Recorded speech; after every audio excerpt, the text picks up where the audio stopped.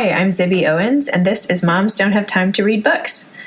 As a mom of 4 kids in New York City and a writer myself, I know all too well how short everyone is on time, so I'm here to help.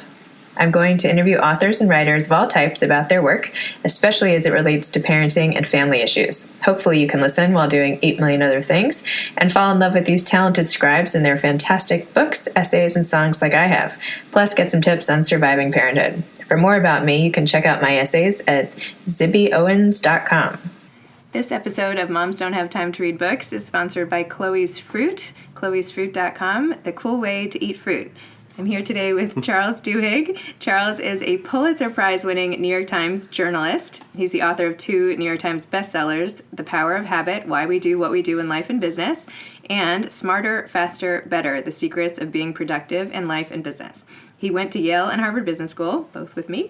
He's a frequent contributor to NPR and This American Life, and a fantastic speaker for hire. So welcome, Charles. Thanks for having me. No problem. Let's start with The Power of Habit, which is a completely life-changing book. In the book, you outline in great detail how habit formation works. First, there's a cue, then a routine, and then a reward. And by the way, all the illustrations and example on this process throughout the book and your website and your speeches has now created a habit in me. I see the loop, I start taking notes, and then I feel smarter. Excellent. That's exactly what we had in mind. There we go. Can you explain to listeners the process by which habits are formed? Yeah, absolutely. And the best way to explain it is to talk a little bit about where this science came from, which was a laboratory initially at MIT, and a woman named Anne Graybiel, who is an amazing scientist and neurologist, who basically spent her entire career trying to figure out how to get little sensors into rats' brains so she could measure neurological activity. And after a while, she figured out how to do this. And what she would do is she would take each rat that had this surgery, and she would put them in a maze that looked just like a T with chocolate at one end. It was like the world's simplest maze. And what she would try and figure out is, when you drop a rat in a maze like that, what does it do? Because if you just observe that rat, it looks like rats are like the laziest creatures on the face of the planet. It'll take 20 minutes for a rat to find its way up a maze shaped like a T and find the chocolate at the end, right? It's not even like a maze. But what it will do is it will like scratch the walls and sniff the air and wander around and then double back and eventually find the chocolate.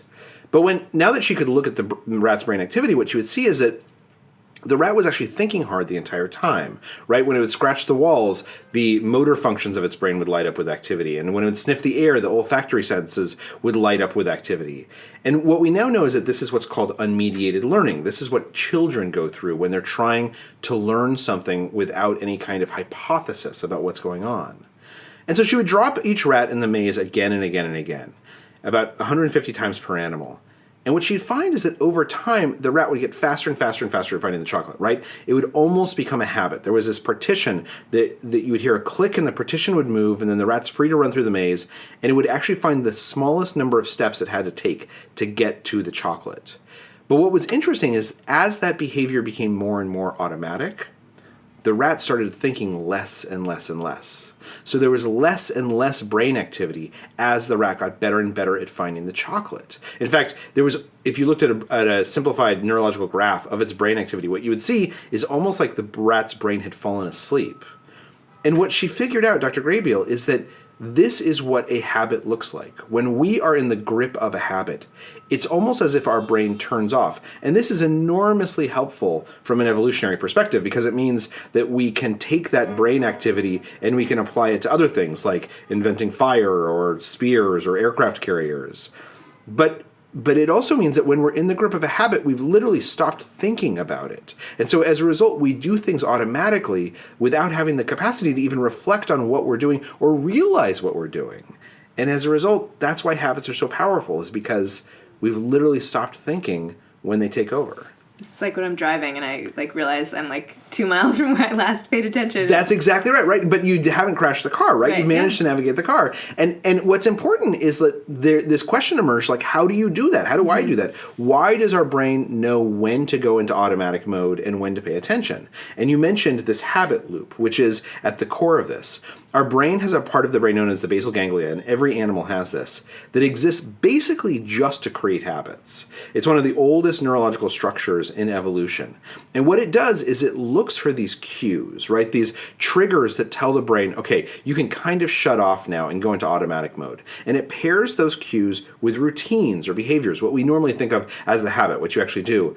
And the way that the brain knows to remember that pattern for the future is that every single habit has a reward, even if you're not aware of it. Now, there was a woman named Wendy Wood at Duke University, who's at USC now, who followed around about 1,000 people for a year trying to figure out how much of what they did was decisions and how much of what they did were habits. And what she found out is that about 40 to 45% of what we do every day is a habit, right? So almost half of what you do every day is a habit. And if we could somehow look at that, like you driving to work or backing your car out of the driveway or reacting automatically when you see your kid with the screen and saying, I told you not to use that screen, or your kid with the screen, what we would find is that every single one of those behaviors has some reward associated with it, even if you're not certain what that is yourself. That makes sense. So let's take an example. Let's say there's a tired mom who always has a glass of wine, maybe a bowl of popcorn, maybe with some chocolate chips poured on top every night when her kids go to sleep. No one I know, but let's just say that this happens. And let's say now her jeans are not fitting so well.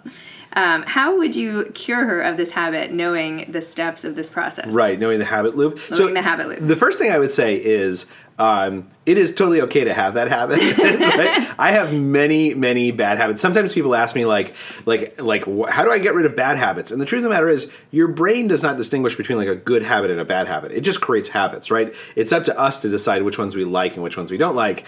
And by the way, having a glass of wine at night, if you enjoy that, that's totally fine, right? This is now becoming therapy. Right. Okay. there's nothing wrong with it. But let's say you do say okay, I want to cut down on that. So the first thing to realize is what's known as the golden rule of habit change, which is that once a habit is inscribed in your brain, once a neural pathway is associated with that cue, that routine, that reward, it's basically impossible to extinguish it, right? We know this from experiments that if you take rats and you build a habit in that rat, and then you like move that rat to a new environment, and then 2 years later put them back in the habit environment, the habit will reemerge immediately because that neural pathway is still there. So now through willpower, you can try and like muscle through that habit, right? Try and like basically ignore it. And that works for a long time for most people, but it's hard, right?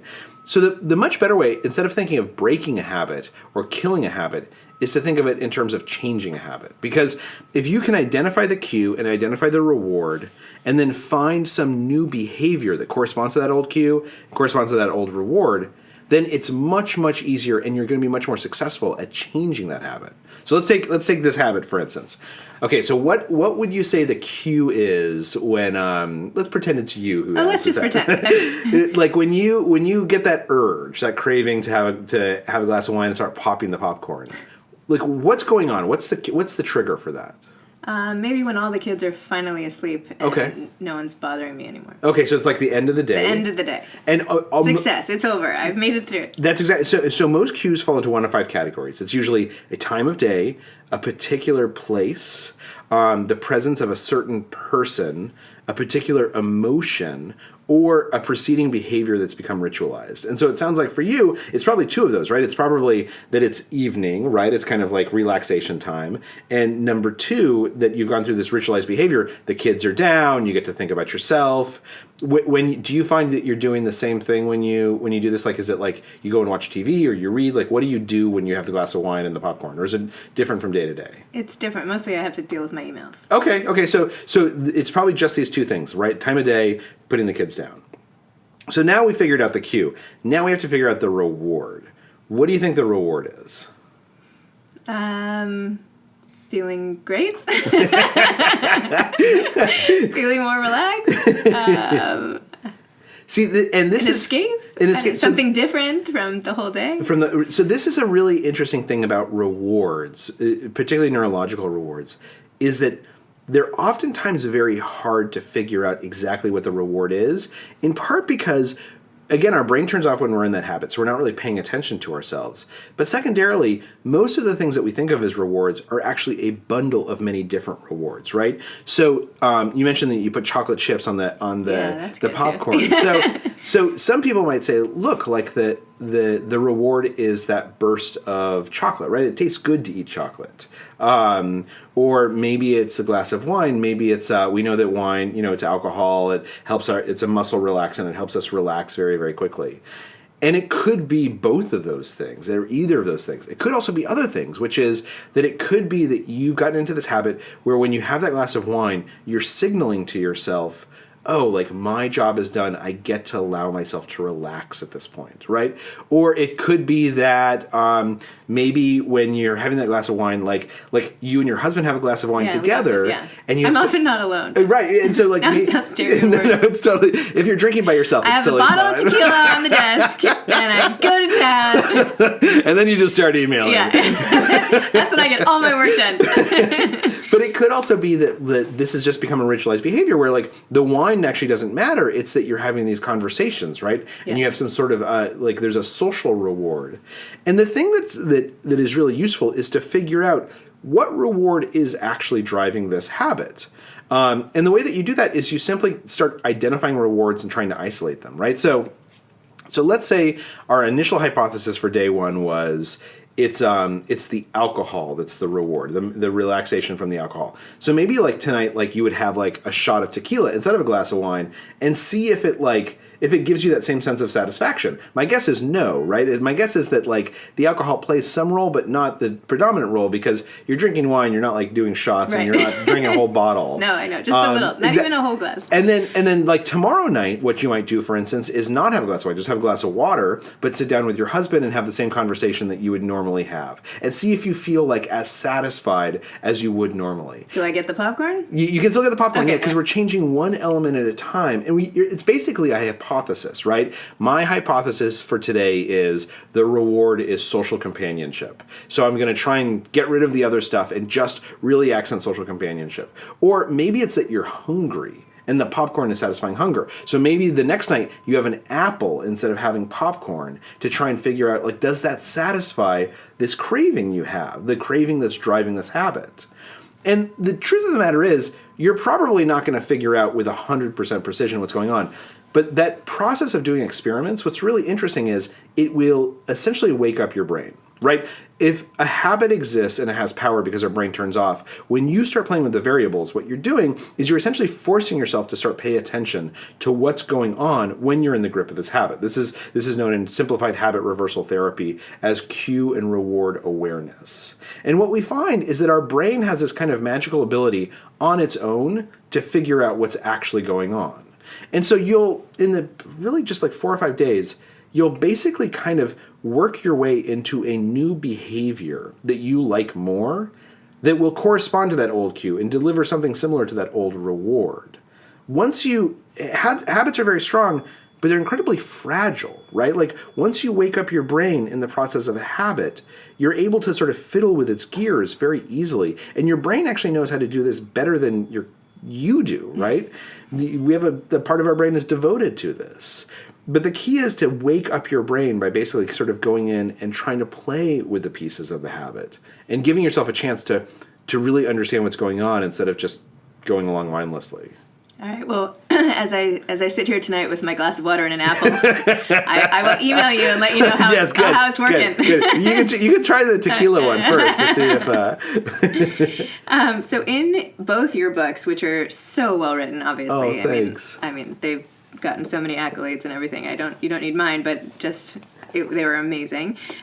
What I liked so much is that you use all these really relatable stories, one person's story after another, so it's not so scientific, but everything is really just made clear through the story. So where do you find all these studies, and how do you even get the details of, the man who's walking around the neighborhood and can't draw a map of his house, and yet he goes outside with no memory and can find his way back to the couch, or the son of drug addicts who now takes over being a manager at Starbucks. Yeah. These stories have such granularity and detail, and they're so relatable. Where do you find them all? How do you compile It's just them? a huge amount of reporting. So actually the story you mentioned about Travis, the kid at Starbucks whose parents were drug addicts.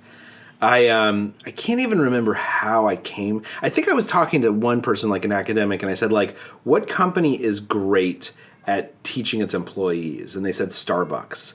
And then I think I called I think I just started randomly calling Starbucks managers and like managers of Starbucks stores and asking them like, who's someone who Starbucks has like changed their life? And pretty early in the process, someone mentioned this kid Travis out in California. And so that one, I mean, there was probably like 4 or 5 days of making phone calls before I found Travis. But the rest of it, you know, like every chapter in each of my books probably has 3 or 4 stories in it. And I probably evaluate 15 to 18 stories to find those 3 or 4. And it's really just a process of calling people and saying like, doing interviews with academics and then saying some version of like, you know, what's your favorite story to tell at a bar over beers? Or when you're teaching this material in class, what's the anecdote that you find yourself coming back to again and again and again?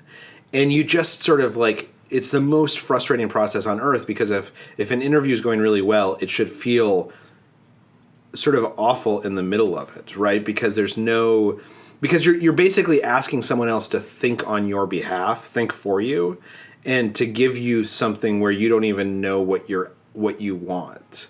But if you just spend enough time making phone calls, it works. Eventually someone says like, oh, you know, that reminds me of this like story involving like this one airplane flight, Qantas Flight 32. And then you're like, oh, that sounds interesting. And like an airplane and like, you know, they almost crashed, but then they didn't. Like that's something that as a reporter I hear and I'm like, I can absolutely tell that story because anytime a plane almost crashes, there's all these documents associated with it. And in this case, no one died. So I can actually call up the captain. And it turns out he even wrote a book about it. But it's just this process of like constantly asking other people for advice and suggestions on anecdotes. And then once they're giving them, trying to get all the reporting that I can about them. Tell me about, now that you have all the stories, how do you outline the books? How do you take the 15 stories? Do you have sticky notes all over your desk? Like, what's it like? What does it look like for you? So what I do is I write. So for my 2 books so far, I write them chapter by chapter, which means I'll write one chapter, I'll send it to my editor, and then I'll start on the next chapter. So I don't have to deal with like an overarching arc as much as just thinking about like 10,000 words.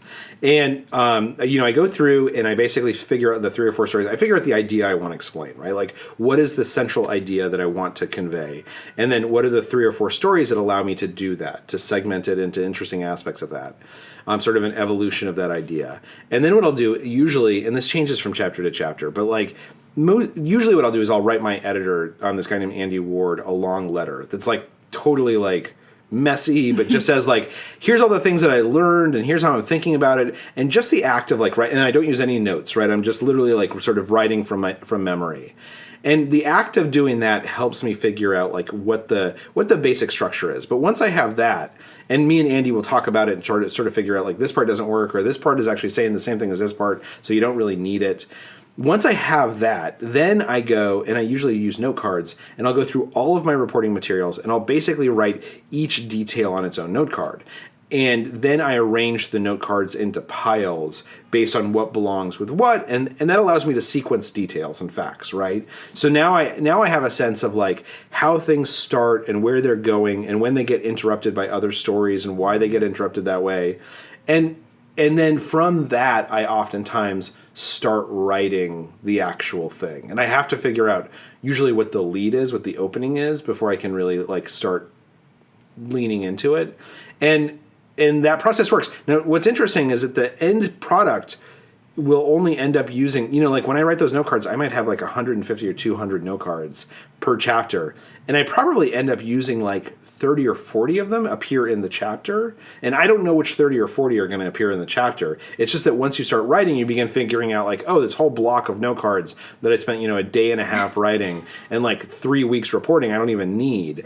But that process ultimately, if a piece of writing works, it works, I think, because of the structure. Because somebody has thought about a beginning, a middle, and an end. And they've created something compelling that drags you through the chapter, right? Because otherwise, at any point, there is something more important than reading to do. And usually that's suspense, right? Or very often that's suspense. You can say like, you know, like little did he know that he would be dead 12 hours later. And you want to find out how he's going to die. But some of the best writing actually doesn't have suspense at all. It's just that there is something that there's a hinted at forward motion that compels you to continue reading. Like I'm reading this book right now, Rachel Kushner's new book called The Mars Room, where like it's a woman who's in prison, and really all you know about her is she's in prison, and then she starts telling her life story, and her life story is like just so sad and tragic and depressing. And like the fact that she's in prison, it's not enough suspense to keep you going, but it's clear that the author has thought about the forward momentum. She's thought about rewarding you for sticking with the book. And that's what you want to convey in a chapter or in a book. Like, I have thought about this structure well enough that you believe me when I make you a promise that if you keep going, if you think what you're reading is kind of interesting, if you keep on reading, it's going to get better. It's going to come to some resolution.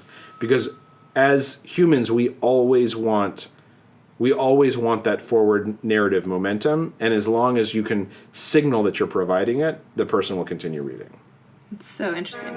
Yeah. Love that. That's so cool. I mean, that's my theory. There's probably other theories. I think your theory's working. I mean, I liked reading how I didn't like that you were struggling, but I liked reading that you admitted you were struggling to finish your first book and deal with your kids and deal with your life and stay up late and not get everything done and not take the vacations you wanted. And you had said that in the context of trying to find an expert, which eventually led to your next book. Right. But how do you get it all done? How have you used the tips from your productivity book in your own life? So the biggest insight from Smarter, Faster, Better is that there's this real difference between busyness and productivity, right? And that wasn't always true. In fact, until about the 1970s, it wasn't true at all. Like if in 1956, just to use a random word, if you were busy, odds are pretty good that you were also productive, right? That's not necessarily true for all professions, but for most of America,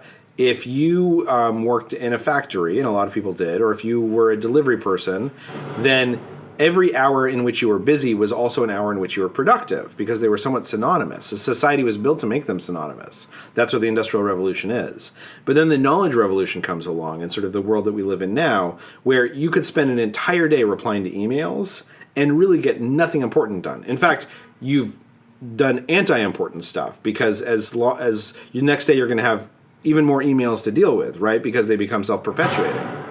And so what's really important is to recognize that there is this difference between busyness and productivity. And then the question becomes, so how do we figure out how to be productive and not just be busy? And the answer is that throughout history, it has usually come down to thinking more deeply. Right? Thinking more deeply about what is actually important to get done right now. What are your actual goals? Are you prioritizing things correctly? Are you setting aside and ignoring the things that are distractions, that are simply busyness, and instead focusing on the things that are going to move the needle for you? Which means knowing what the needle is, right? Knowing what makes you happy or what makes you satisfied or what you really actually want to get done. And so one of the things that I do is I try and be much more deliberate about that now. I was a reporter at the New York Times for about 11 years and then decided to leave the Times as a staff writer and become a magazine writer, in part because I really wanted to write magazine pieces. I wanted to write long-form pieces. And the busyness of the New York Times was so overwhelming that it was really hard for me to find the space to do that. Similarly, I give a ton of speeches right now. And you know, I need to figure out what is my mental model for the time I spend giving speeches, which is it like lets me sort of talk to new people and introduce these ideas to new people. It's also like an important sort of financial source of income that supports the writing that I do. And so I'm very deliberate in sitting down and saying, like, what are the things that are important to me? How do I prioritize those? And then how do I get rid of everything else? Like most people who email me, they don't get an email back. If I send more than 20 emails in a day, it's like that's a failure, because I want to send less and less and less emails unless it's something that's important to me. Otherwise, it's just other people putting stuff on my to-do list. And so, like, I think very deliberately about that stuff, and in doing so, I think hopefully become more productive.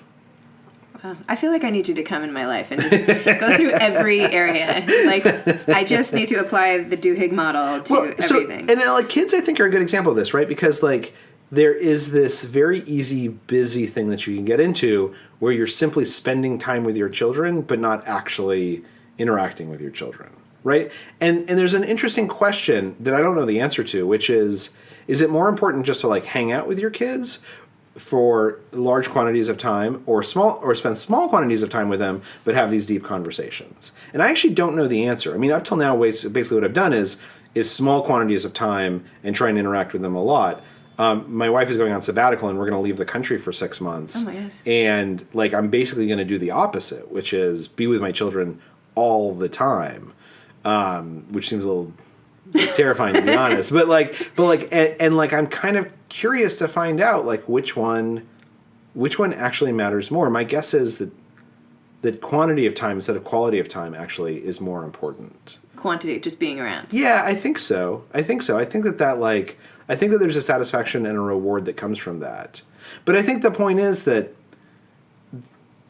it's very infrequent that we get the chance to think that way. Mm-hmm. Usually we just sort of accident into like what our relationship is with time and our kids. But I think that people who are the most successful are the ones who spend time thinking, asking themselves those questions.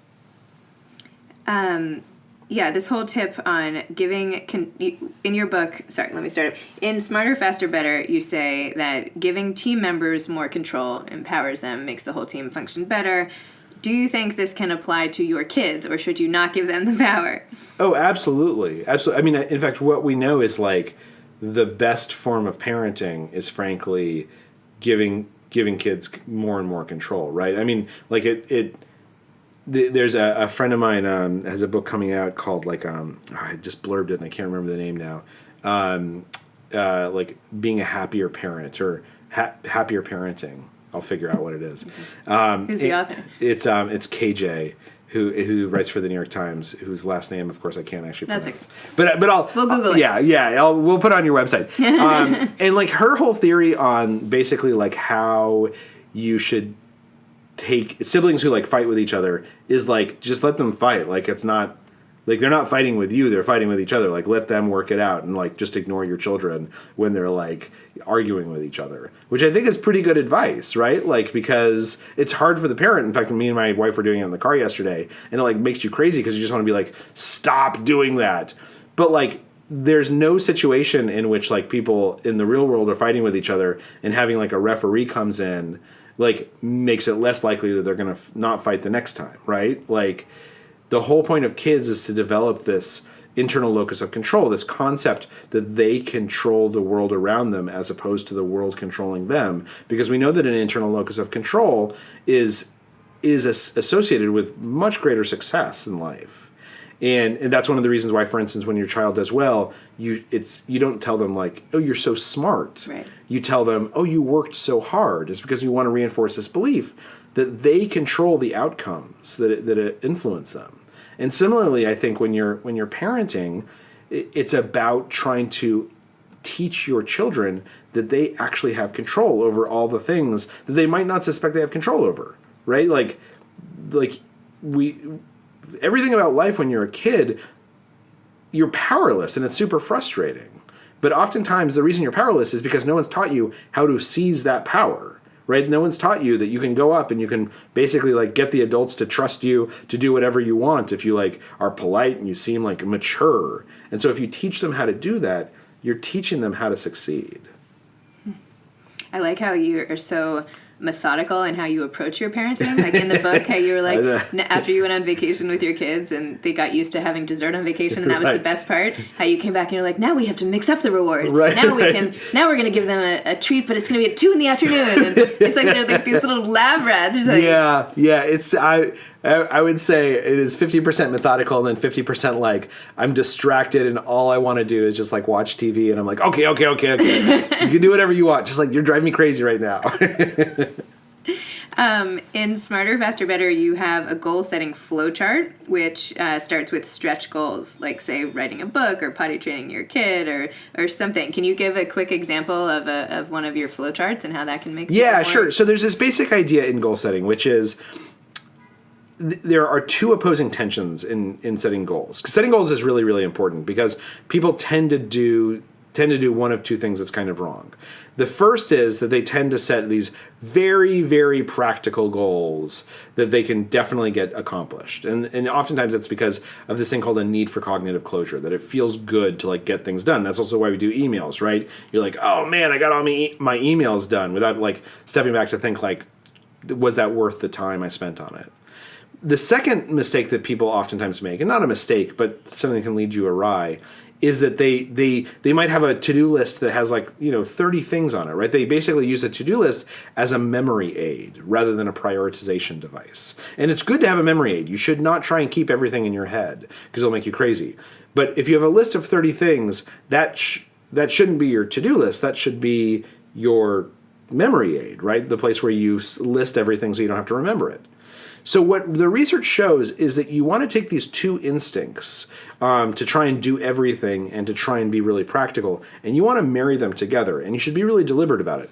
So the first thing you should do is you should figure out what is your stretch goal, right? Like, what is this big thing that you actually want to get done? If you only have a month left to live, right? Like, what's the one thing that you really want to get done within the next month? For that matter, what's the one thing that you really want to get done this week? The thing that maybe you've been putting off, or the thing that if you get it done, you'll feel so much better, or could be transformative.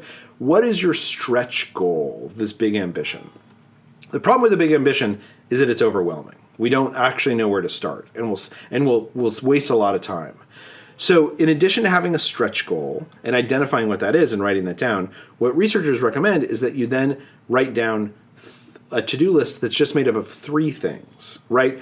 The most important thing to get done today, the second most important thing to get done today, and if you happen to do those 2 things, what you would get done tomorrow, right? So just 3 things are on your to-do list. And you can pull that off of that list of 30, but just identify 3 things.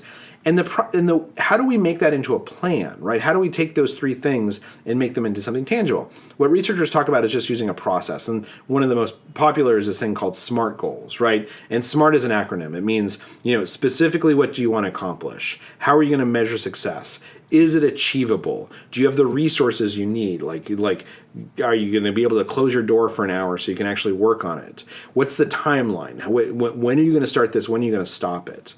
It takes like 30 seconds to go through SMART for those 3 things on your list. But once you do that, you pretty much have like a concrete plan, right? Like when you wake up the next morning, you know exactly what to do. And it's much easier to start because you know what to do.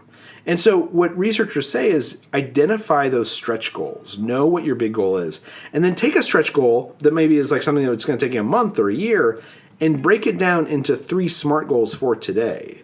And eventually you're going to get there, right? Like, we waste a lot of time doing stuff we don't have to do. We shouldn't be doing because it feels good to get it done. And we waste a lot of time waiting to start doing the things that are important. If you can collapse those 2 things, you're going to get to that stretch goal much faster.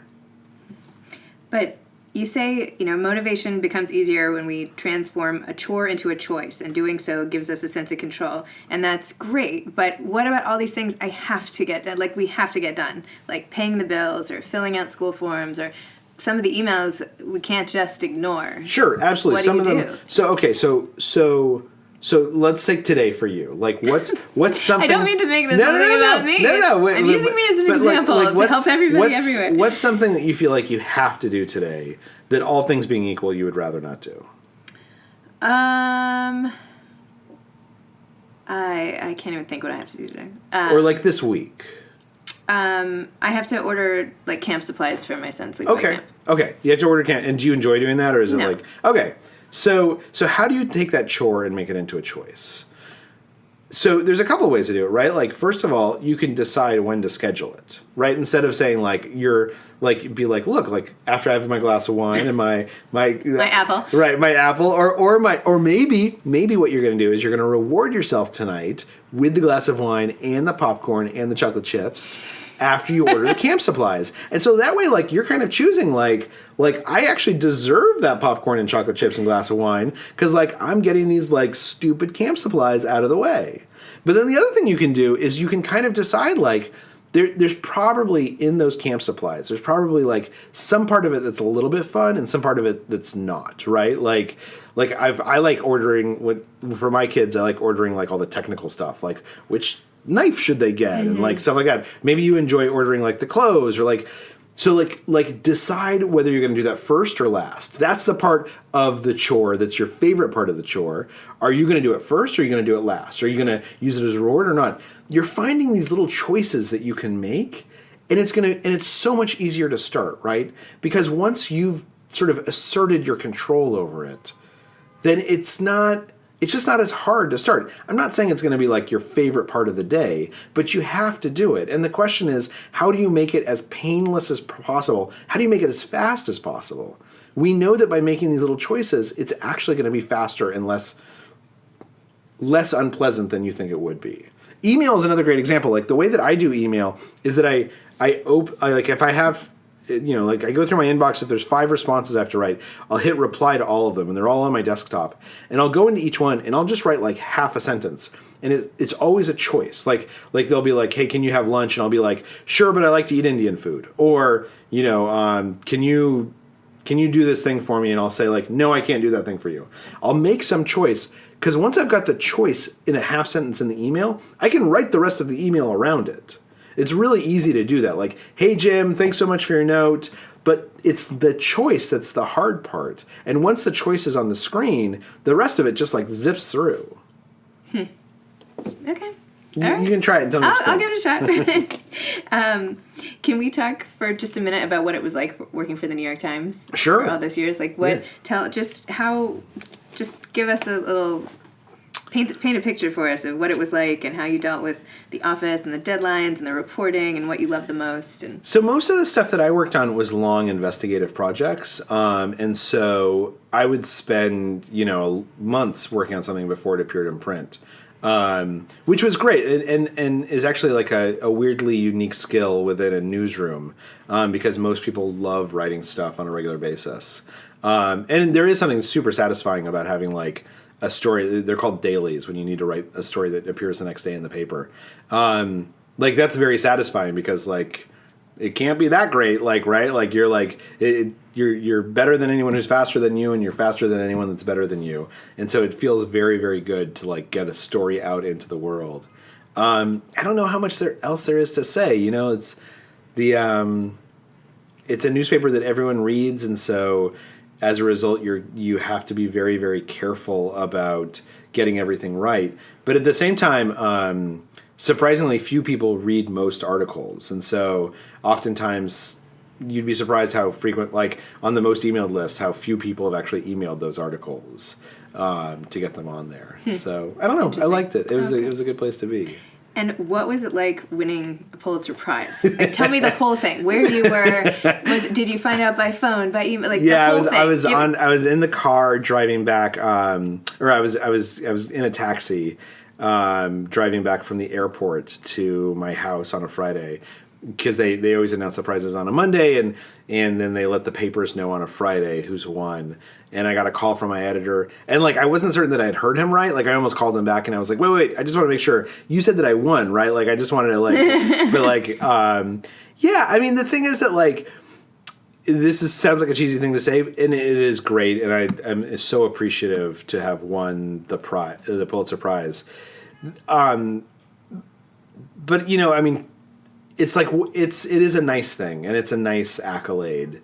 But compared to like everything else, it's one small part of like a life, right? Like, so compared to actually writing those stories and feeling like those stories are working and feeling like those stories make change in the world, the prize is a nice recognition of that. But like the stories are more satisfying in some respect. And I won 5 years ago now. It is really nice because it's just something. It's like a shorthand that you can use with people so that they know that you're a good writer. But the truth of the matter is that like within most of the world of media, everyone's like, well, what have you done in the last 6 months? And I've got these like 2 stories I'm working on right now that like are sort of like stressing me all the time. And so hopefully if those stories turn out well, then I'll probably feel as satisfied as when I. Can you share what they're about? Yeah, one of them is about Silicon Valley and sort of this character within Silicon Valley, and another one is about trying to understand why the nation is so angry right now, and kind of what do we know about how anger functions. Huh. So that's fascinating. Hopefully they'll be good. And are you thinking about another book? I am. I'm supposed to talk to my book editor later today, actually, about the next book, which I will hopefully figure out. I'll keep you posted. And just to close, do you have any advice to aspiring authors or journalists? Yeah, so here's what I would say. I mean, I think that,